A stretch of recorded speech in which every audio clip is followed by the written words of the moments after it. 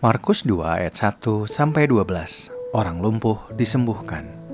Kemudian sesudah lewat beberapa hari, waktu Yesus datang lagi ke Kapernaum, tersebarlah kabar bahwa ia ada di rumah.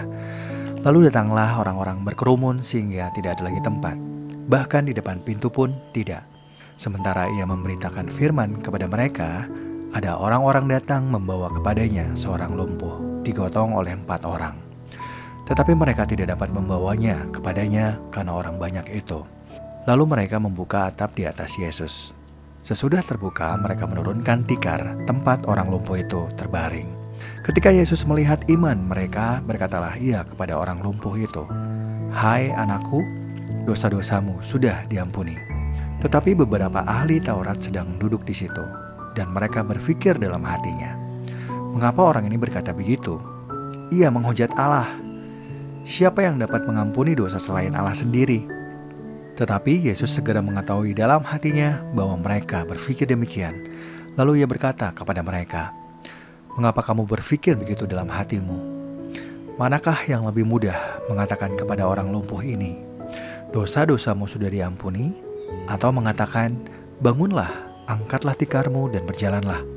Tetapi supaya kamu tahu bahwa Anak Manusia berkuasa mengampuni dosa di bumi ini." Berkatalah ia kepada orang lumpuh itu, "Kepadamu kukatakan, bangunlah, angkatlah tikarmu, dan pulanglah ke rumahmu." Orang itu pun bangun, segera mengangkat tikarnya dan pergi keluar dari hadapan orang-orang itu. Sehingga mereka semua takjub lalu memuliakan Allah, katanya, "Yang begini belum pernah kita lihat." Markus 2 ayat 13-17. Lewi pemungut cukai mengikut Yesus. Sesudah itu, Yesus pergi lagi ke pantai danau, dan seluruh orang banyak datang kepadanya. Lalu ia mengajar mereka. Kemudian ketika ia lewat di situ, ia melihat Lewi, anak Alfeus, duduk di tempat pemungutan cukai. Lalu ia berkata kepadanya, "Ikutlah aku." Lewi pun bangkit, lalu mengikuti dia. Kemudian ketika Yesus makan di rumah orang itu, banyak pemungut cukai dan orang-orang berdosa makan bersama-sama dengan dia dan murid-muridnya, sebab banyak orang yang mengikuti dia. Pada waktu ahli-ahli Taurat dari golongan Farisi melihat bahwa ia makan dengan pemungut cukai dan orang-orang berdosa, berkatalah mereka kepada murid-muridnya, "Mengapa ia makan bersama-sama dengan pemungut cukai dan orang berdosa?"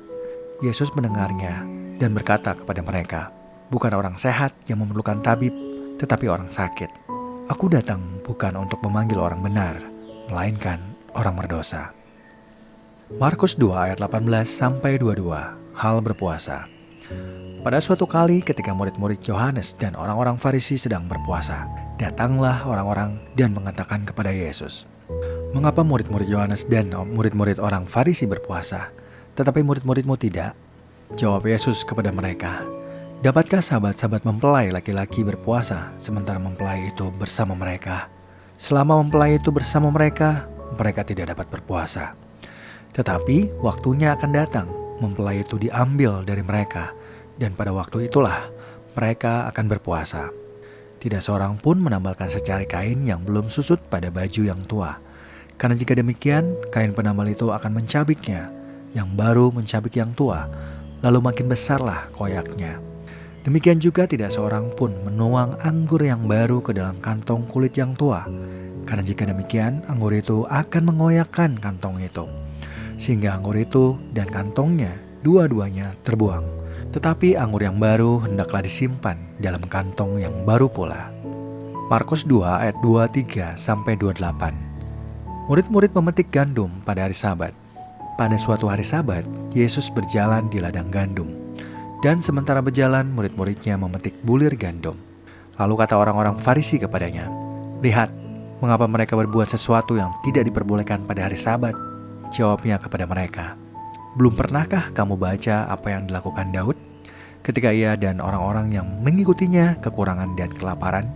Bagaimana Daud pada waktu Abiatar sebagai imam besar masuk ke dalam rumah Allah, lalu makan roti sajian itu yang tidak boleh dimakan kecuali oleh imam-imam, dan memberinya juga kepada pengikut-pengikutnya?" Lalu kata Yesus kepada mereka, "Hari Sabat diadakan untuk manusia dan bukan manusia untuk hari Sabat. Karena itu Anak Manusia adalah Tuhan bahkan atas hari Sabat."